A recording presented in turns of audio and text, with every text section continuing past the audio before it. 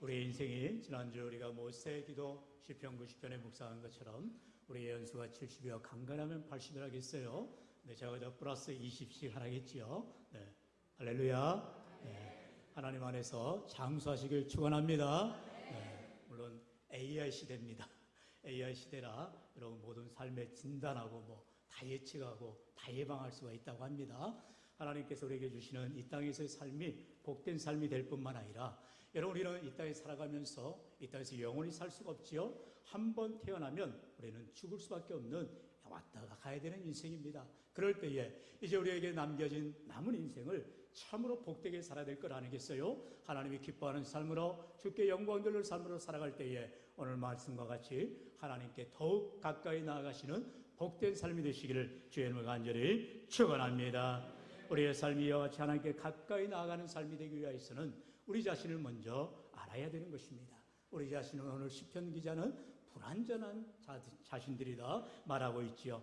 우리가 불완전한 나인 것을 오늘 시편 기자는 21절로 22절에 이와 같이 고백합니다. 우리 한번 21절 22절 같이 읽어볼까요? 시작. 내 마음이 산란하며 내 양심이 찔렀나이다. 내가 이같이 우매 우지함으로 주 앞에 짐승이오나. 아멘.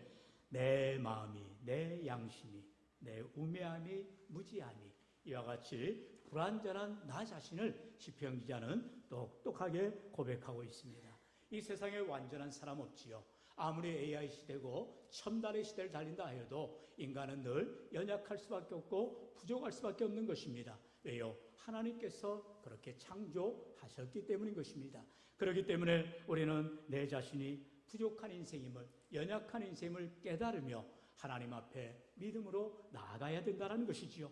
그런데 이 세상 사람들은 뭐예요? 내가 가지고 있는 능력, 내가 가지고 있는 재산을 가지고 이 땅에서 못할 것이 없다.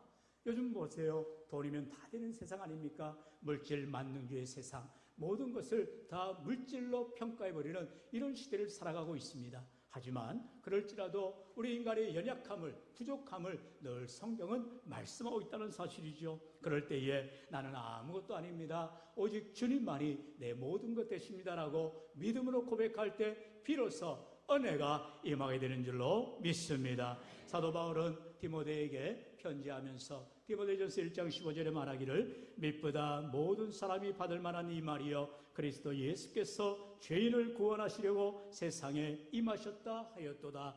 죄인 중에 내가 괴순이라 고백하는 것을 봅니다.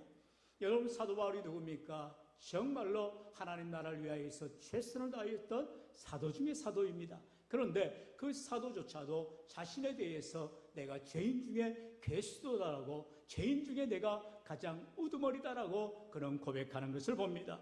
이와 같이 위대한 사도 바울조차도 믿음으로 자신을 바라볼 때에 내가 과거에는 교회를 핍박하였고 박해하였던 악한 자였음을 고백하면서 하나님의 은혜가 아니면, 하나님의 역사하심이 아니면 나 같은 죄인이 어찌 이와 같은 하나님의 종이 될 수 있었는가 고백하게 되더라는 것이지요. 우리 함께 13절 14절 같이 읽어볼까요? 시작. 내가 전에는 비방자요 박해자요 폭행자였으나 도리어 긍휼을 입은 것은 내가 믿지 아니할 때에 알지 못하고 행하였습니다.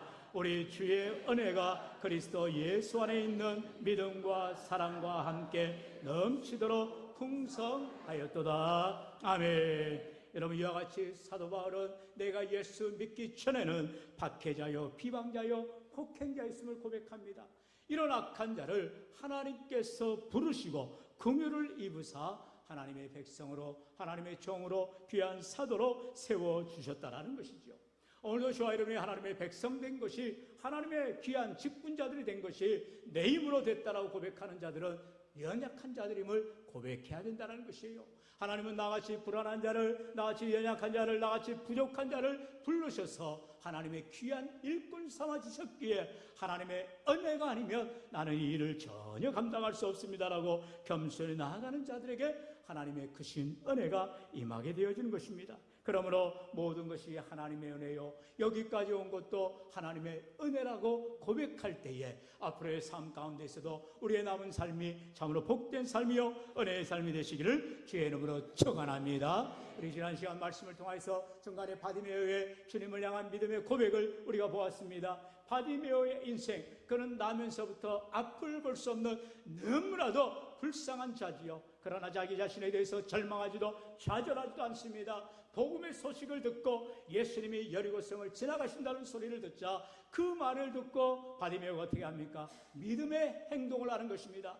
여러분, 믿음은 이래서 명사가 아니에요. 믿음은 동사인 것입니다. 행동하는 믿음, 야고보 사도로 말한 것처럼 행하지 않는 믿음은 죽은 믿음이라 했어요. 오늘도 복된 주에 내 삶의 형편이 어떠하든 간에 주님의 전에 나와 하나님의 말씀을 듣고 믿음으로 고백하며 주님의 은혜를 찬양하며 나아갈 때에 우리 주님께서 내게 베풀어 주시는 은혜가 가득하게 되는 줄로 믿습니다. 그러므로 주님 앞에 나와야 되는 것입니다. 주님의 보좌 앞에 담대히 나아가 하나님, 나를 불쌍히 여겨주옵소서, 내게 긍휼히 여겨주옵소서, 내게 은혜 베풀어 주옵소서라고 고백할 때에 우리 하나님께서 늘 함께해 주시고 은혜 베푸시기를 주의 이름으로 간절히 축원합니다. 두 번째는요, 이와 같이 내가 하나님 앞에 나올 때에 내 자신이 너무나 연약하고 불완전하고 부족한 자임을 고백하면서 우리는 비로소 완전하신 하나님을 바라보게 되어지더라는 것이지요. 계속해서 23절 24절의 말씀 같이 읽어볼까요? 시작. 내가 항상 주와 함께하니 주께서 내 오른손을 붙드셨나이다. 주의 교훈으로 나를 인도하시고 아멘. 주님이 나와 함께하여 주셔야, 나의 오른손을 붙들어 주셔야 나를 일으켜 주셔야 한다는 것입니다. 여러분, 예수님께서 이제 갈릴리 풍랑 만나는 가운데 있는 제자들에게 가까이 가실 때에 제자들 가운데 어떤 반응이 일어납니까? 유령이다라는 거예요. 밤중에 바다 위를 걸어오시는 예수님을 바라보니 제자들이 믿음 없는 모습이 나타나지요. 그러나 베드로가 다시 한번 눈을 비비고 봅니다. 그러니 예수님인 것을 알게 되어지고 그가 순식간에 바다 위로 걸어가게 되는 것입니다. 주님을 바라볼 때에 이처럼 베드로도 연약한 인간이지만 주님을 바라볼 때에 물 위를 걷더라는 것이죠. 얼마나 놀라운 역사입니까? 문제는 이제 그 베드로가 아이고, 내가 왜 물 위를 걷고 있어? 자기 자신을 바라보고 현실을 바라보니 그만 물에 빠져 죽어가게 되더라는 거죠. 그 순간 우리 주님께서 베드로의 손을 잡아 일으키시면서 말씀하시지요. 이 믿음 없는 자여, 믿음 없는 자여. 우리에게는 언제나 주님께서 말씀하십니다. 내 믿음대로 될지니라 말씀하십니다. 우리가 주님을 사모하며 주님을 의지하며 주님을 믿으면 그 믿음의 놀라운 역사가 일어나게 되는 줄로 믿습니다. 오늘도 주님이 나와 함께 하심을 믿을 때에, 주님이 나와 동행하심을 믿을 때에 내가 주님 손 붙잡고 승리하는 삶, 믿음의 삶으로 나아가게 되어진다는 것이지요. 여러분, 다윗을 보세요. 다윗의 평생에 하나님께서 그를 기름 부었습니다. 문제는 당시에 사울이라고 하는 그런 왕이 있었어요. 눈에 혈기가 가득합니다. 자신보다 더 위대한 왕이 나타나게 되었다고 하니 이제 이 사울은 다윗을 죽이려고 혈안이 되어 있어요. 다윗이 왕이 되고 싶어 했습니까? 무슨 자기가 1인자가 되기를 원했어요? 하나님의 뜻이요. 사무엘 선지자를 통해서 사무엘 선지자도 다윗의 집에, 이새의 집에 가서 기름을 부을 때에 첫째 아들 엘리압에게 기름 부음을 했어요. 선지자조차도 누가 이스라엘의 왕이 될지를 알지 못할 때에 하나님께서는 말제인 다윗에게 기름을 붓게 하시다는 거죠. 인간적으로 볼 때 조건이 됩니까? 그가 출중합니까? 그가 나이가 됩니까? 그가 몸이 됩니까? 건장합니까? 아무것도 아니에요. 그러나 다윗을 하나님께서는 그 믿음을 보시고 그의 신실함을 보셨어. 여러분, 우리가 잘 알듯이 형들이 이제 사무엘이 와서 우리 집안에 이제 기름 부어서 이 나라의 왕이 될 자가 나온다고 하니 다들 양들을 팽개칩니다. 말제인 다윗에게 맡겨버리는 거죠. 우리 군에서도 그러죠. 늘 쫄따구에게 제일 우리 꼬봉을 시키죠. 그러듯이 그냥 다윗에게 아무 힘없고 능력 없는 다윗에게 양들을 다 팽개치고 자신의 명예를 위해서, 자신의 능력을 위해서, 자신의 앞날을 위해서 그저 앞다투어 사무엘에게 달려갈 뿐이었 것입니다. 그러니 당연히 하나님께서 그들에게 왕위를, 기름 부음을 허락하실 리가 없는 거지요. 사람은 외모를 볼 수밖에 없습니다. 나이가 되어지고 출중하고 인물이 좋아 보이고 똑똑해 보이고 그럴듯한 사람에게 지도자를 세우려고 합니다. 그러나 여러분, 그럴 수가 없지요. 하나님은 하나님의 뜻에 맞는 사람, 사도행전 13장 21절인가요? 우리 하나님 말씀하시죠. 이는 내 마음에 합한 사람이라. 하나님의 마음에 든 사람을 하나님은 일꾼으로 세워 가시더라는 거죠. 이처럼 불완전한 우리가 인간임을 고백하고 나는 아무것도 아님을 고백할 때에 완전하신 하나님께서 내게 은혜를 베풀어 주시고 능력으로 함께 해주신다 약속하고 있다는 사실이죠. 그래서 다윗은 자기의 모든 삶의 그런 순간순간마다 삶의 모습마다 하나님이 함께 하셨음을 고백하면서 노년의 시편의 23편을 신앙으로 고백하는 거지요. 1절에 여호와는 나의 목자시니 내게 부족함이 없으리로다.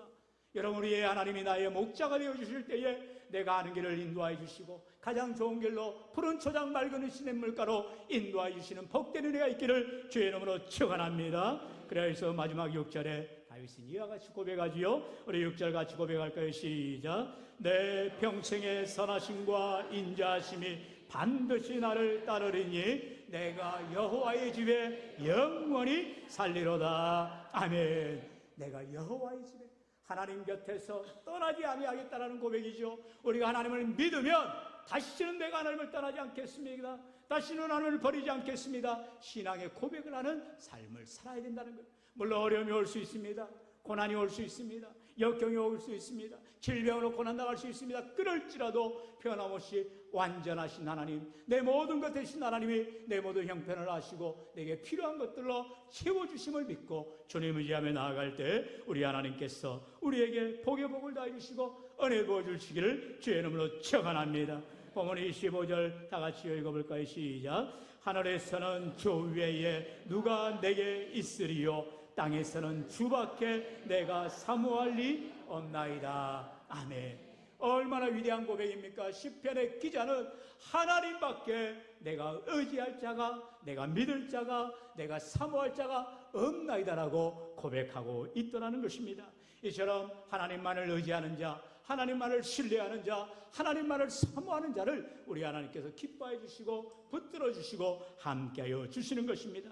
이어서 27절에 경고하지요. 무릇 주를 멀리하는 자는 망하리니 음녀같이 주를 떠난 자를 주께서 다 멸하셨나이다 말씀하고 있습니다.